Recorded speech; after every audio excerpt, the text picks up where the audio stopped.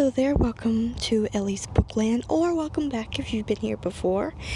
And in today's video, I will be giving some book recommendations, and these are all children's books. So middle grade, I think, well, a couple of these are for younger kids, but most of them are for really any age. In fact, I feel like, anyone could read any of these. I mean, there's no law against it, even though, again, a few of these are for younger kids, but then again, like I said, there's no law against reading books that's in a, 7 to, 9 or something like that age range. But anyway, so let me get started in this recommendation. Okay, so the first book on this list is number 14 from the Nancy Drew series. This is, again, number 14, The Whispering Statue, and this is the first book I actually, I didn't actually read this one. I listened to an audiobook of this. Actually first found an audiobook of it that told the whole story, and then I found different videos of a actual live person reading each chapter, which I count that as an audiobook too, so yeah.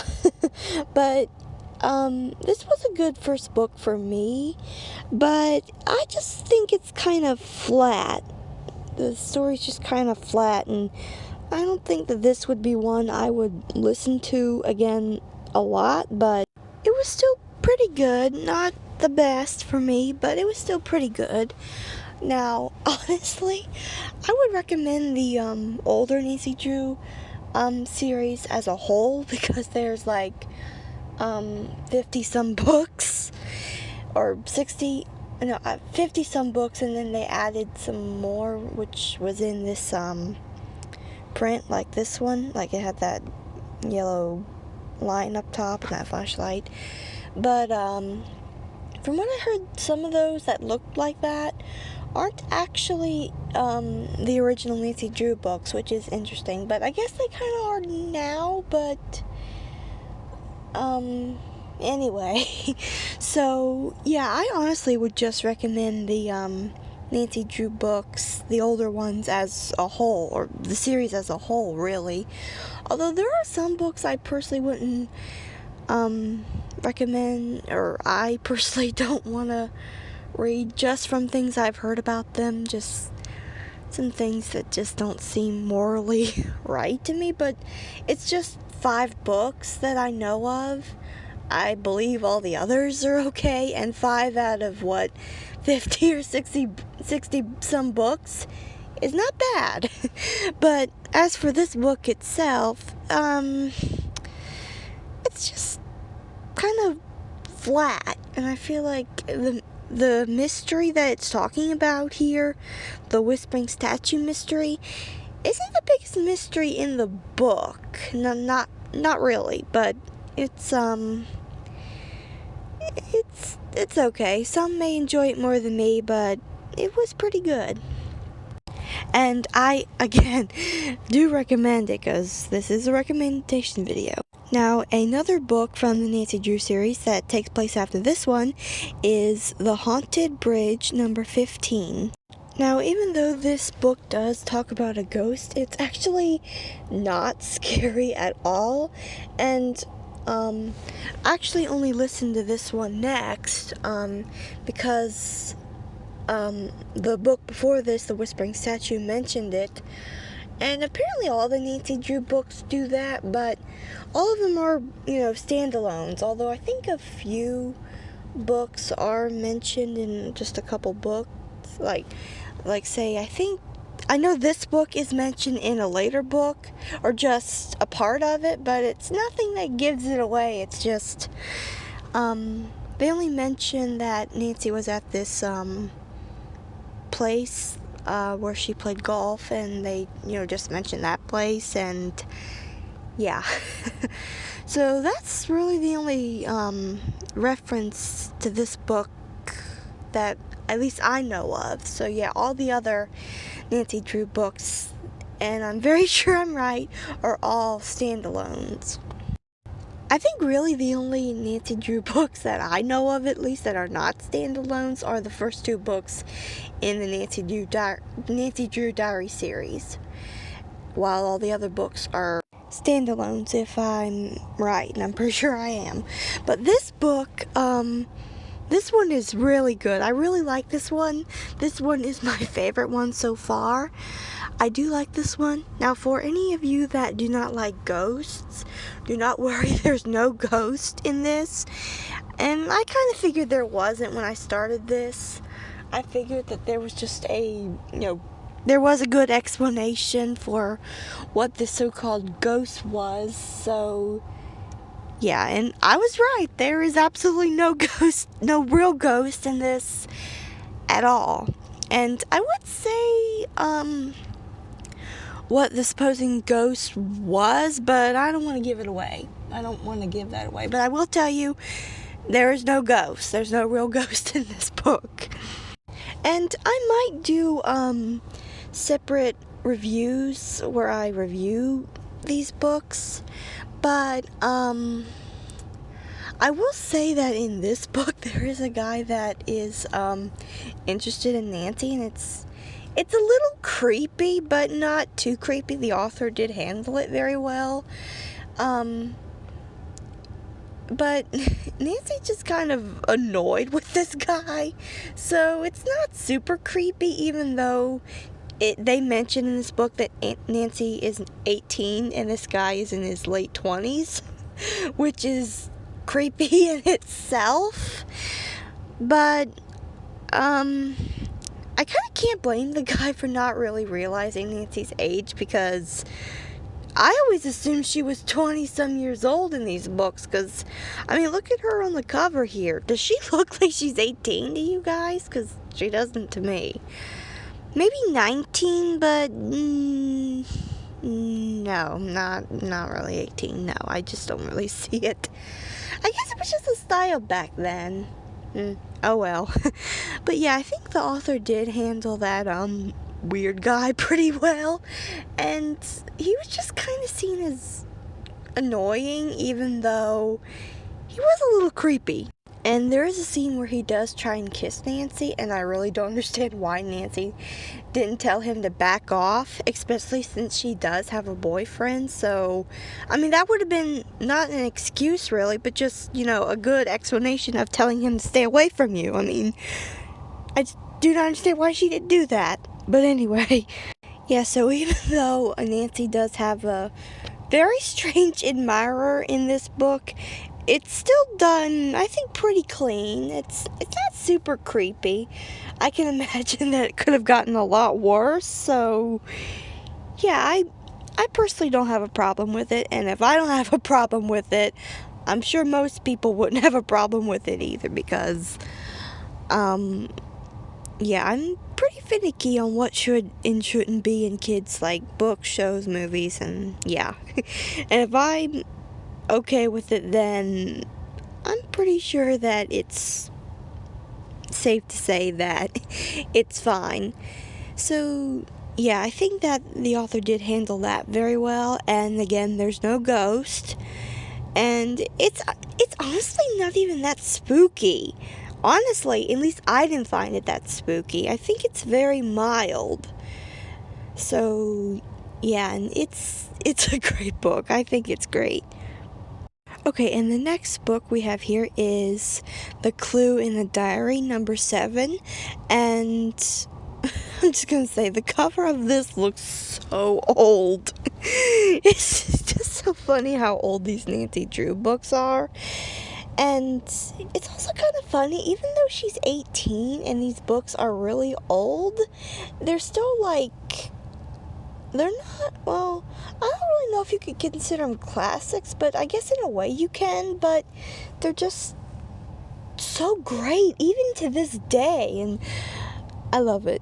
But hey, I do like some old TV shows that took place in the 1960s, and I think that time was around the time when these were reprinted, I believe.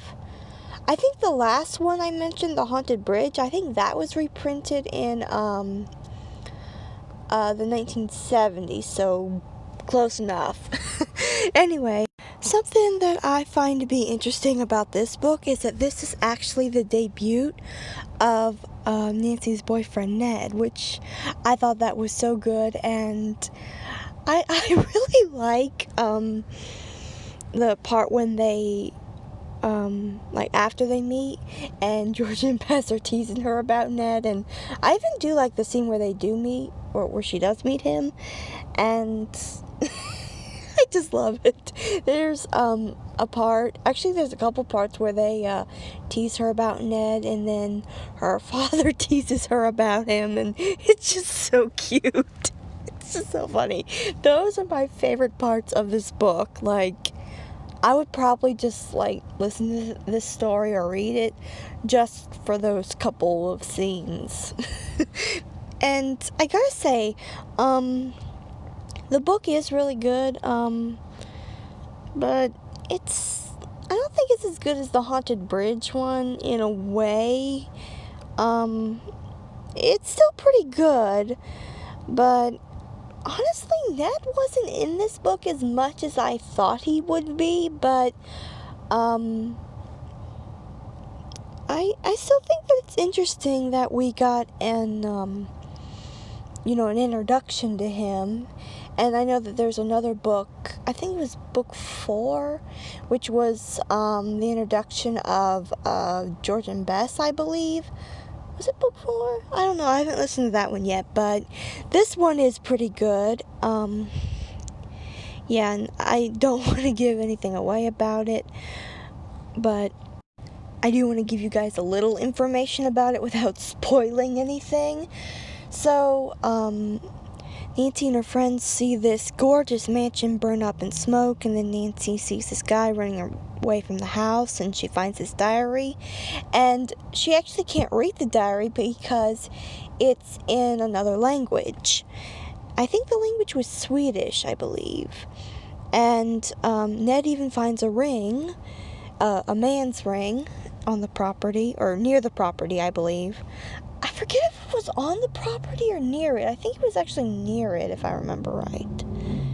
And Nancy has to have the diary translated, and then she finally meets the guy that she's seen running away from the house, and it's believed that the owner of the house, which he was this really bad like businessman or something, like he did like business with people, and he like cheated them, like didn't give them credit for their inventions or something like that.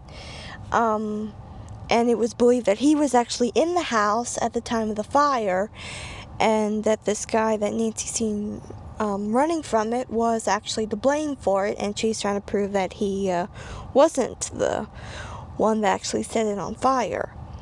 And it is pretty good, but I do wish Ned was in this a little bit more, like he had a bigger role, especially since this was his debut. So yeah, I just kind of wish he had a slightly bigger role in this book. But I think it was still pretty good. And all these Nancy Drew books, or at least I believe most of them for me, are 100% okay. Although there is a part in this book where this lady slaps Nancy, and she even calls over a police officer, and I'm really surprised that George and Bess didn't say anything about her slapping Nancy, because that's assault. So, yeah. And if Nancy was under 18, I'm not sure if she was 18, but if she was 17 or something, then she could have gotten in trouble for assaulting a minor. And no, I don't think 18 was considered a minor back then, but still, I'm really surprised that George and Bess didn't say anything about her slapping Nancy. And I mean, oh boy, I don't get that. But yeah, that's really the only thing that I think was uncalled for, even if Nancy is technically an adult. But still, she's still a teenager. That's still pretty much, a kid. So, yeah, that's honestly the only thing I have a problem with in this book. Now, the next book, Password to Larkspur Lane. This is number 10, and I thought that this one might be, a little scary, like maybe a little bit, but honestly, I feel like the cover looks a little bit like it could be a little scary or a little freaky, but honestly, it's not. It's not really that creepy at all, and just, I don't really have much to say about this one. It's kind of interesting. I might listen to it again, but honestly, I don't really have much to say about this one personally. But, yeah. But I do like, just like with the Haunted Bridge one, we get right into the mystery, and I love it when we get into the mystery as soon as possible, instead of the mystery happening in like chapter 2 or chapter 3. I personally don't like that when the mystery happens in the second or third chapter. But anyway, so this book starts off with a carrier pigeon being dropped right above Nancy's house, and it ends up getting hurt, and Nancy is nursing it back to health, and then her housekeeper gets hurt, and meanwhile, or actually before her housekeeper got hurt, she's seen this doctor that she knows, I believe he's a chiropractor, get pulled into this car, and she's like, did he just get kidnapped? But she's not sure about it because he did go to meet these people, so she's like, what's going on here? But it's actually an interesting case because he did come to them, and they did grab him, and I think they covered his head with a bag or something, so he couldn't see where they were going. But they do bring him back. They do let him come back, and then he explains to Nancy how he had to take care of this older lady that had a dislocated shoulder, and yeah. And I heard that this book had something to do with a insane asylum, like this lady that Nancy's doctor friend had to help. We later find out that she actually came there out of her own free will, and she went there for some kind of treatment. I don't know. I feel like I missed something in this book because the lady did not seem insane at all, and I just don't get the whole insane asylum thing, because this lady seems perfectly fine, so I don't know, I think I just missed something, but yeah. Yeah, so this one's kind of strange to me a little bit, but it's not my favorite. It's okay, but it's not my favorite. Okay, next up we have a more modern day version of Nancy Drew, and that is the Nancy Drew Diary series. And oh my goodness, I absolutely love this series. Now, there are some books I absolutely would not recommend, but there are more I would recommend than not. But honestly, there are some books from the series I still haven't even listened to yet, because I've listened to audiobooks of different ones. And there are some I haven't been able to find audiobooks of. So I have to save up some credits on Audible to be able to listen to some of these others. But I will say that some I really do like is I do like The Curse of the Arctic Star. That's the first one, and for anyone that does not like curses, there's no actual curse, just one of the people on the ship.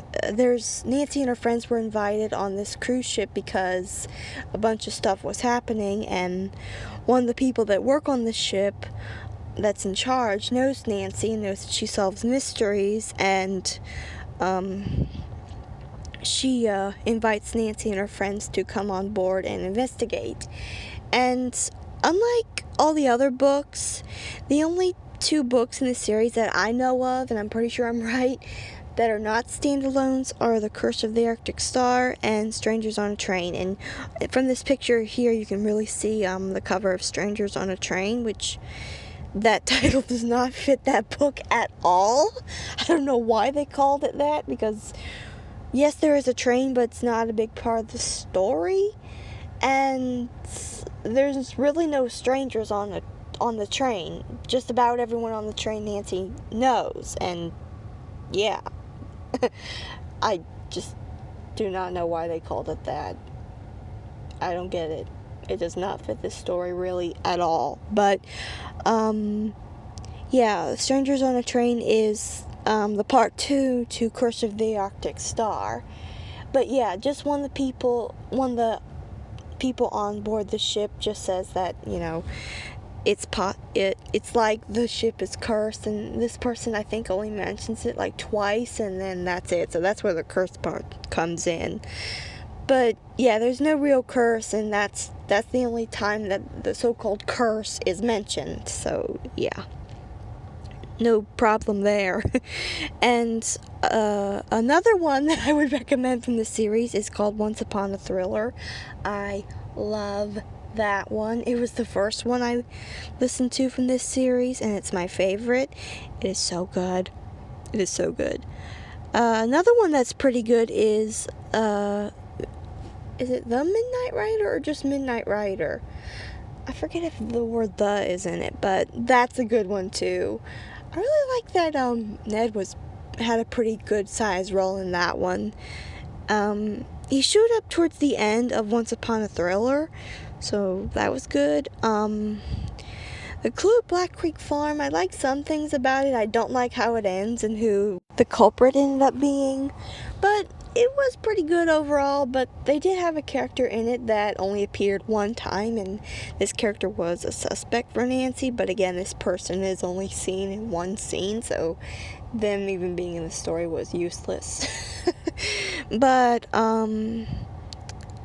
yeah, there are some good ones in this series that I like, and I'm really excited to listen to some more audiobooks from these different stories from this series. And I think one came out either the beginning of this year or sometime last year.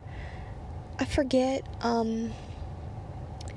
I know one of them, I think Ned plays a pretty big role in one of them. I mean, I don't know exactly how big his role is, but I do know he is in one of them, in one of the ones that just came out. I think it was the most recent one, maybe.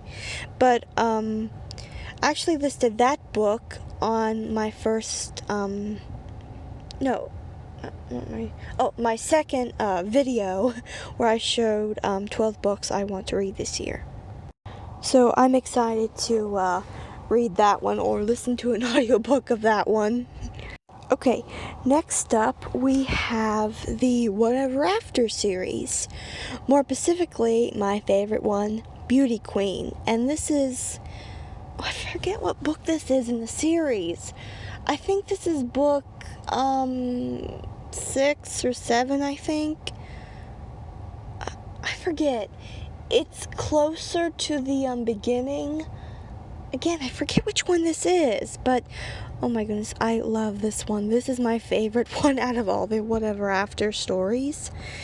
And if you're not familiar with this series follows 10-year-old Abby, which you can see her in the picture here. It follows her and her brother Jonah and eventually their dog, Prince. Prince sometimes goes with them into different fairy tales. The first one, they go into Snow White. The second one, they go in Cinderella. The third one, I believe they go in Sleeping Beauty, or was that the fourth one? I forget. I honestly forget. I think Sleeping Beauty might have either been the third one or fourth one, and maybe I think the Snow Queen was fourth, and maybe this one here was the fifth one. I think, I honestly don't know. I forget. But, this one here is my absolute favorite. In this one, Abby is trying to paint these pictures, or picture of a rose, and actually I think she was painting a few different roses, if I remember right. It's been a little while since I've listened to this, an audiobook of this that I have on Audible, so I technically do have this story. I don't have the actual book, but I do have an audiobook of it, which, that's good for me. Not that I really wouldn't mind having the actual book, which I might someday, but I'm good with the audiobook for right now. But yeah, Abby's painting these roses for her mom for her birthday, and one of her classmates that she actually does not like actually paints a lot better roses. And Abby gets jealous of her and knocks over this glass of water, which ruins the painting, and she feels bad about it. She even has a nightmare about her being a jealous green-eyed monster, and then they go into the story of Beauty and the Beast, and it's funny because they mention the Disney versions in these books. I know in the Snow White one, they mention the Disney version. I don't think they mention the Disney versions in the Cinderella one. I know that they mentioned the Disney versions in this book, the first one, and the Aladdin one, and I think they mention a little bit of the Princess and the Frog when they go into the story of the Frog Prince. And I actually looked that up because I was curious to see if you needed permission to mention different characters or different movies in books, and according to what I found out, you don't need permission. You can just mention them briefly, which is fine. So I thought that was interesting because, just ignore me if this sounds dumb, but I honestly thought that you had to, get permission to mention them. I thought that might have had something to do with copyright. Forgive me if I sound dumb here, but I didn't know. I honestly did not know.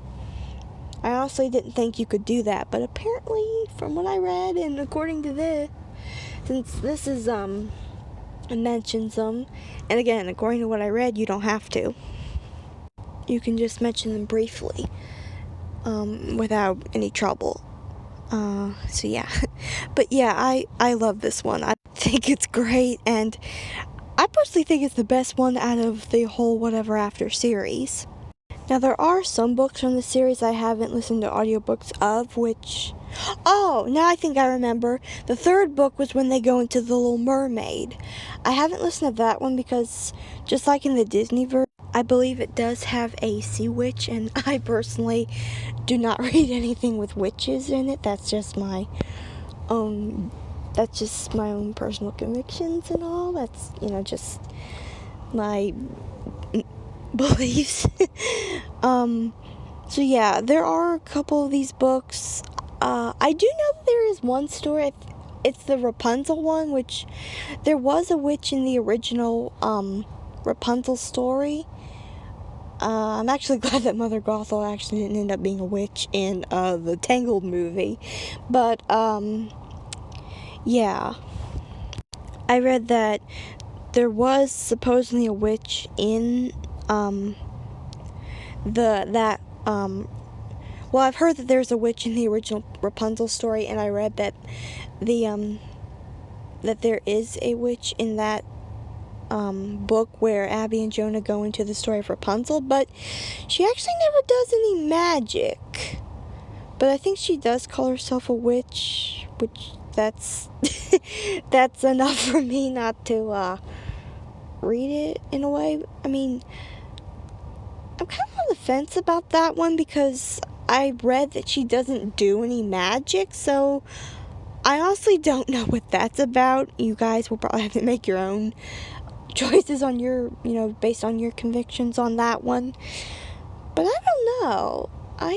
I'm truly not sure, but honestly, I'm just gonna say right now, out of all of the Whatever After books, I honestly believe that this is the best one. And I'm still reading the one of the newest ones, the one where they go into the story of Peter Pan, and I'm wondering how that's going to turn out, especially since the story of Peter Pan already happened, which is something interesting that's never happened before in Whatever After. Usually they they get into the story either I think usually before it starts or in the middle of it.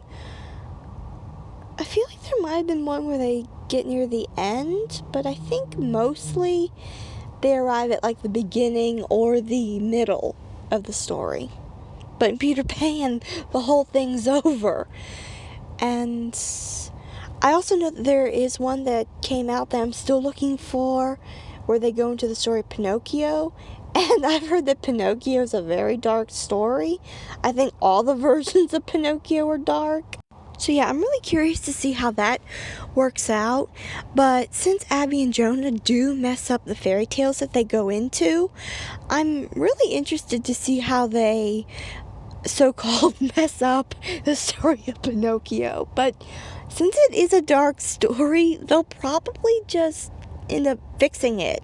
In fact, I do remember Abby mentions that sometimes they do actually end up fixing the fairy tales. Like, I think in one book, it might have even been this one, where she mentions that they actually did, fix the story of the Little Mermaid, the original Little Mermaid. So, yeah.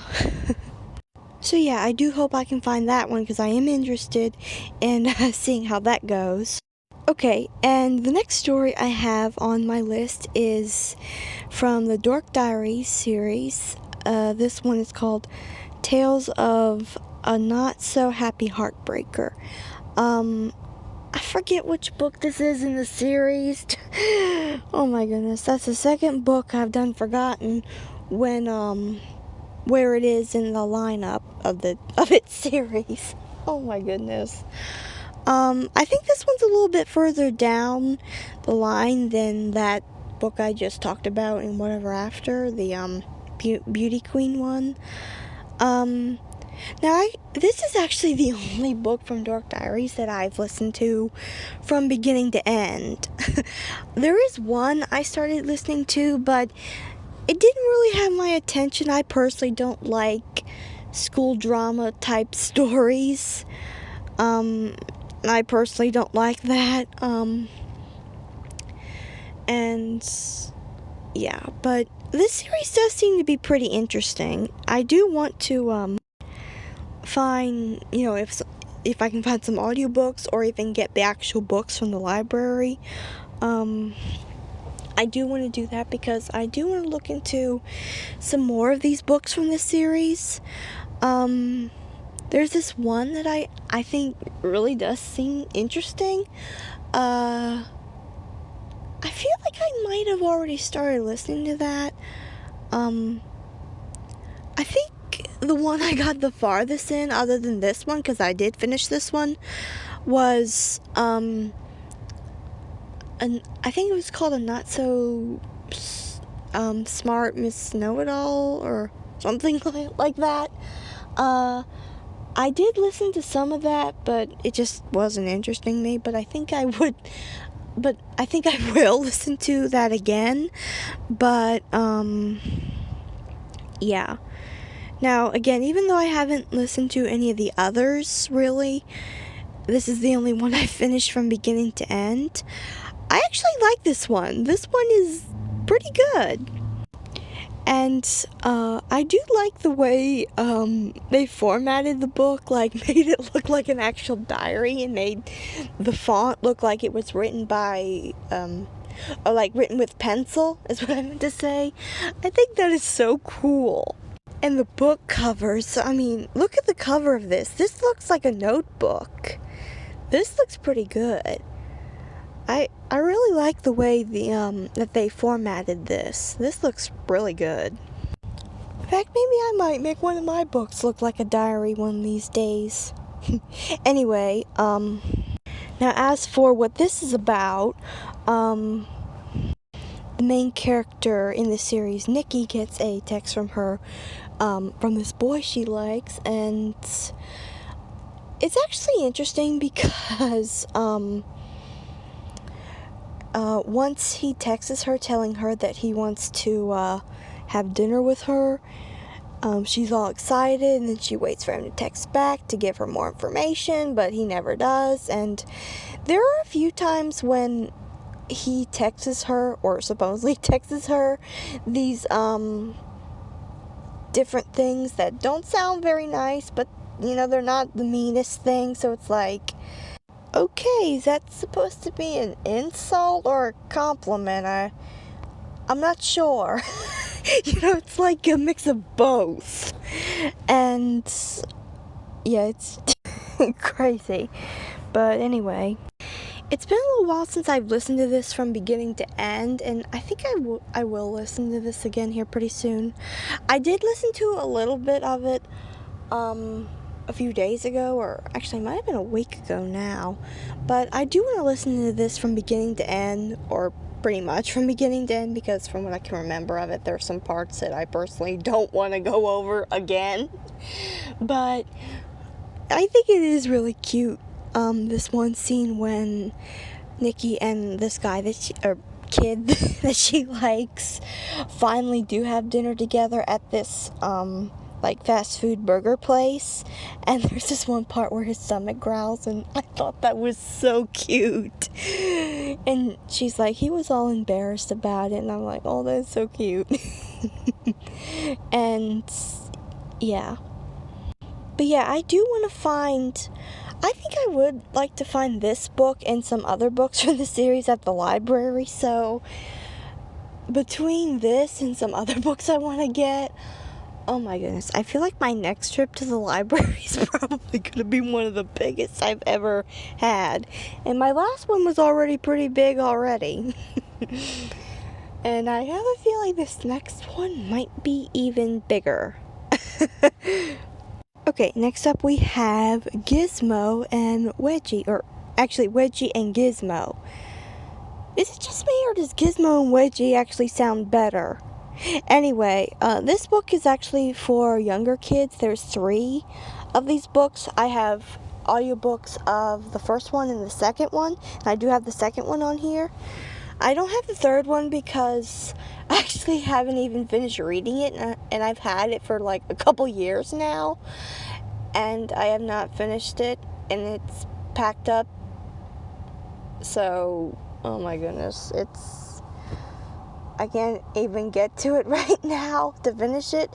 And Audible, oddly enough, does not have an audiobook of the third book, and I don't know why, because there's only 3 books in the series, which I so wish there were more, because this series is so cute. I love Gizmo the guinea pig, and Wedgie is so cute. And it's really interesting because Gizmo is this guinea pig who thinks of himself as a villain, an evil genius as he calls himself, when he's oddly enough not the least bit evil at all. Like, if I were to rank his villainy, I would have to rank it probably a 0. I would probably have to rank it a 0, or, well, maybe a 1, but I don't know. Gizmo's just not really a villain. He's not a psychotic, dangerous villain. He's not even evil in the least bit, even though he likes to think of himself as that, but he's really not. And I think it's funny how he thinks Wedgie is this superhero. I mean, Wedgie does wear a cape, but he actually does not have any powers. And it's funny because Gizmo doesn't know that Wedgie is not actually a superhero that's trying to defeat him, and Wedgie doesn't know that Gizmo thinks of himself as an evil genius. So both animals do not know what the other is really like and what their real motives are. So yeah, they don't they don't know, and I think that's kind of funny.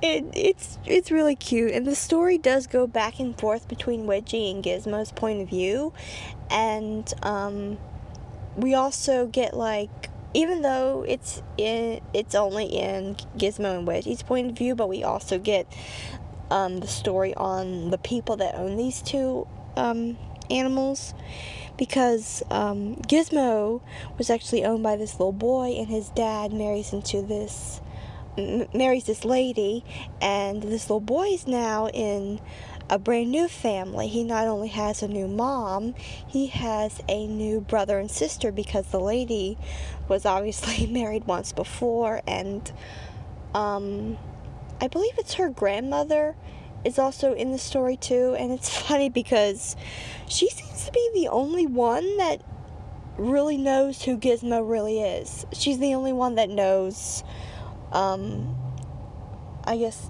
things about him, and it seems like she can even understand what he's saying, which I don't know what that's about. I mean, the story makes it sound like the animals can't understand each other, which is a twist. Usually when animals, like, talk in a story, the other animals can understand them, so I think that's a first for me. I don't know if I've seen that in anything else, but anyway. So yeah, this is really good. The second one is also pretty good. This one is called Wedgie and Gizmo versus the Tooth. And this one is really cute. In this one, Wedgie befriends this pig, and you can see her on the cover, and she has on this little crown. And this also seems to prove that the animals can't seem to understand each other, because Pinky and Wedgie don't seem to communicate. So yeah, that's a first. I kind of wish that they had added Pinky's point of view in this book. But I think I like the second one better. And yeah. Now, I don't really remember this one. I do know in the first one, it's mostly, I guess, just talking about the owner of Gizmo is, like, adjusting to, his new family, and we, just following Gizmo and Wedgie, and yeah. And this one's pretty interesting because Wedgie is actually entered in this dog show at the end of the story, and towards the like beginning or middle. It's been a while since I've listened to this, but one of the kids that owns Wedgie, she is, like, trying to train him to do tricks and trying to get him ready for the dog show. And at the end of the dog show, Gizmo actually orders this drone, and I think he tries to ruin it, but from what I remember, he does kind of ruin it, but not really. Actually, I think all he does is just let a few of the animals out, but Wedgie, I think, does save some of them, or the ones that got out. I think he does save he does save the animals. Again, it's been a while since I've listened to this. It's been a while since I think I've listened to really all of these books on this list. But yeah, I really like this series. I really like Gizmo, I like Wedgie, and I just wish that there was a fourth book. I'd be fine if there was 10 more. Good thing there's such a thing as fanfic, so yeah. Might have to write some fanfic stories. And that would be interesting, because then you can get different points of view of different characters. And it's also interesting because in both stories, Gizmo actually mentions this lady guinea pig that was in the pet store with him before he was adopted, and he seems like he likes her, but she's not in both of these books. I don't think she's even in the third book. She's just mentioned, I believe. I know in the first two she's just mentioned. I think that's the way it is in the third book, so it would actually be nice to get inside her head and think, see what she thinks of Gizmo. So yeah, I think that would be interesting. But anyway, okay, so the next story is The Secrets of the Hidden Scrolls. Now, this is actually a Christian book series. In this book series, this little boy and his sister, who's, I think she's actually a year older than him, they find these scrolls that take them back in time to different events of the Bible. And in the first one, they go into in the beginning, of course, and then they go into Noah's Ark. And the other one that I actually have an audiobook of, as well as the two I already mentioned, is where they go into the story of Moses. Although there's a lot to Moses' story, so when they actually arrive, it's during the times, or it's actually, I think, the day before Moses comes back, or the day of. I think it's the day before, I think, Moses comes back and all the plagues start. But oddly enough, Audible only has those three when there's more books in the series. I don't really remember what all the others are about. I know one is the Wall of Jericho, and I think there's one about the birth of Jesus and then when he died on the cross, and I think there's a couple more, but I don't know what they are. So yeah, I haven't listened to those, but I kind of would like to. I'll have to see if the library has this too, because oddly enough, Audible only has the 3 books in the series, which is weird. But anyway, the next book is What Pet Should I Get?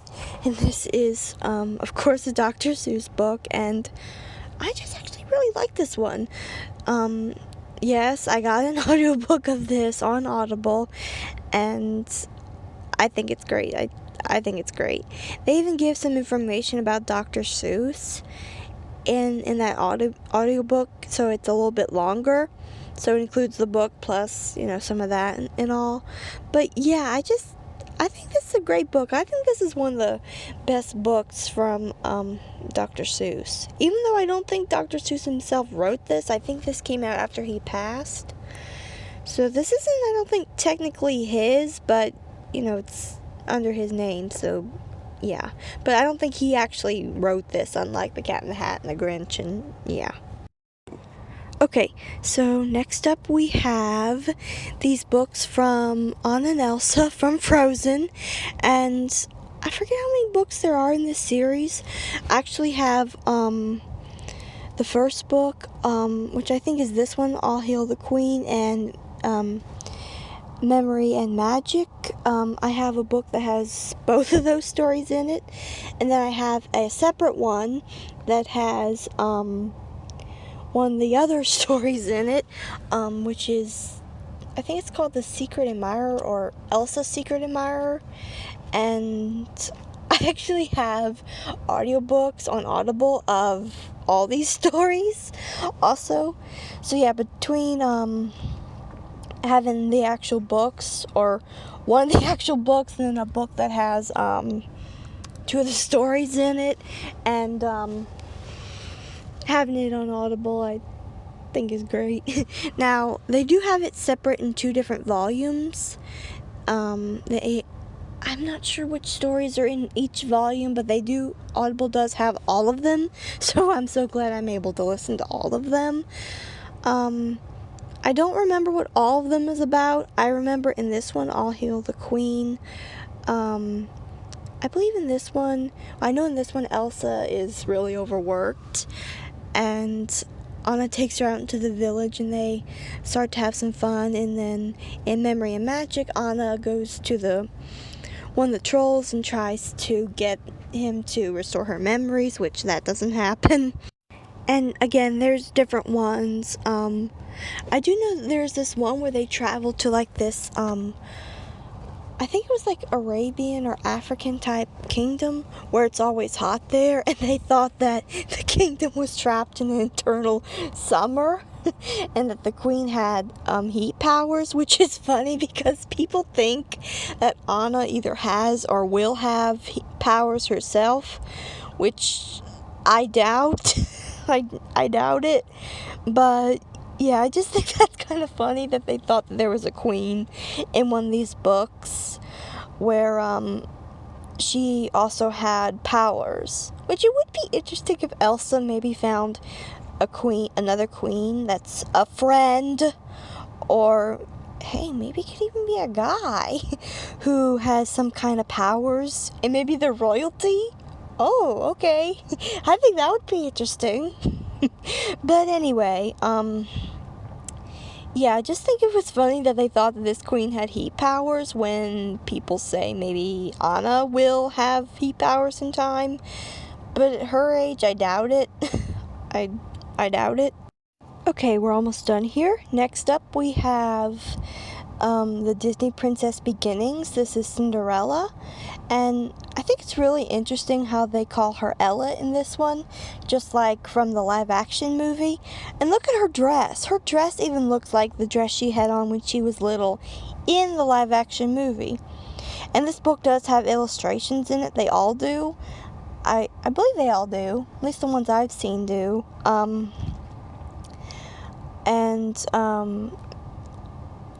Her mom, we see her mom, and her mom looks like she did in the live action movie as well. So that's pretty interesting. And I think in this story it shows how she met Jack.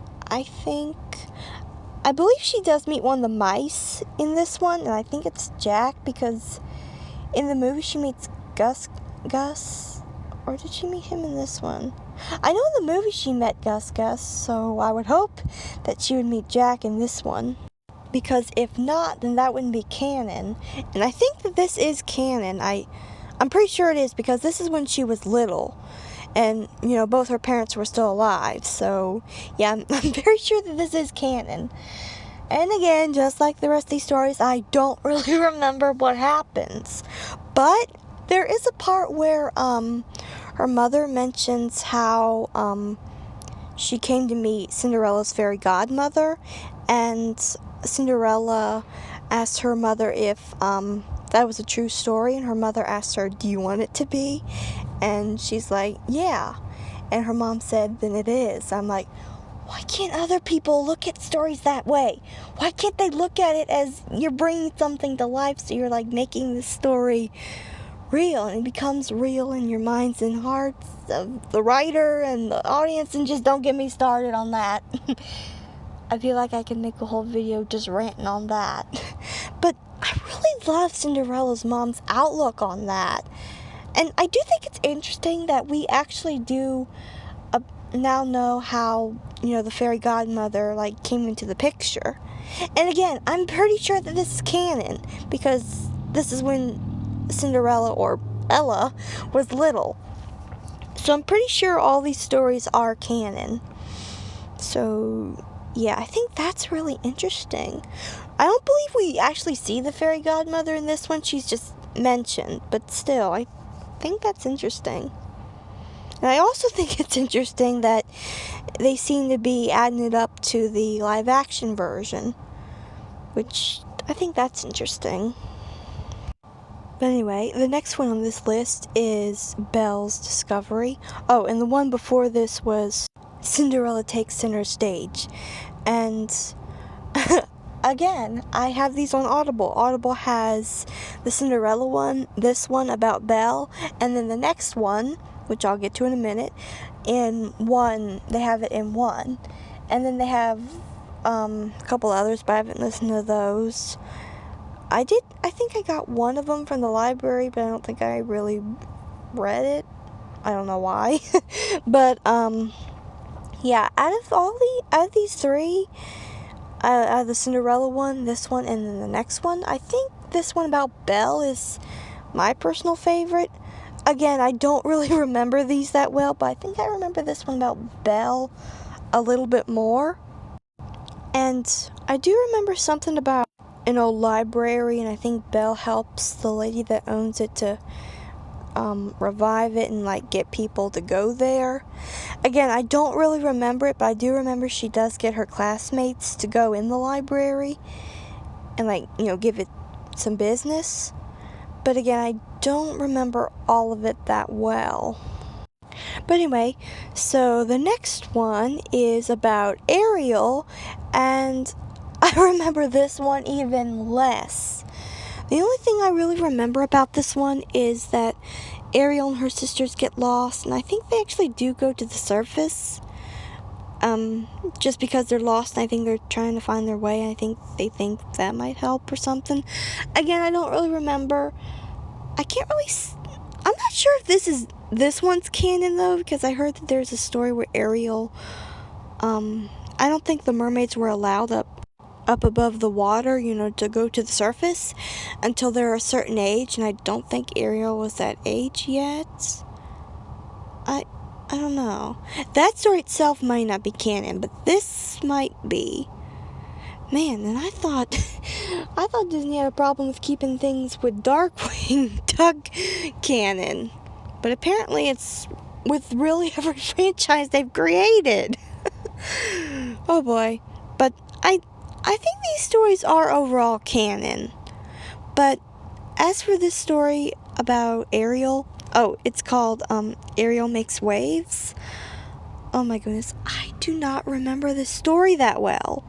Although I do remember something about a current, and I think they meet some fish or someone who tells them about currents and how they can get back home or something like that. But I still don't remember this one that well. I remember this one the least, and yeah, I just don't really remember this one, unfortunately. Okay, now, last but not least, Belle Takes Flight. And this one is so good. And this one, I believe, is also canon. This takes place when Belle's older and she's met the prince and the spell's been broken and all that. Or Beast, I should say, and he's now a prince again, and again, the spell's broken. And, yeah. So, anyway, the Beast, or the prince now, he actually goes missing, but Belle finds out through the magic mirror that he's actually in this other kingdom, because when he got turned into a beast, besides the rose and the mirror, the enchantress actually gave him something else which helps him teleport, and he teleported to this other kingdom because I think he's actually related to this other queen or princess. It's been a while since I've listened to this one as well, because I listened to an audiobook of it. Oh, and I've also read this, but I've mostly just looked through it because I already knew the whole story. But yeah, I have gotten the book from the library, and oh my goodness, this is such a pretty book. It's a hardcover, and oh my goodness, it is so pretty. I think I personally kind of like hardcovers better than paperbacks, personally. But yeah, this is a great story, and Belle, Lumiere, and Cogsworth have to travel to this kingdom to get back the prince. It's funny, they only refer to him as the prince. They never gave him an actual name in this one, and Belle does not refer to him as her husband or her fiance or boyfriend, anything. She just calls him, her friend, and they refer to him as the prince. So this probably took place before they got married, because, yeah. But I just found it kind of strange that they didn't mention that the prince and Belle, were like a couple. And Belle and the prince didn't act like a couple in this book. So, yeah, I don't understand what that's about. But, yeah, this is still a pretty good book, and I do recommend it. Okay, so that's all of my book recommendations.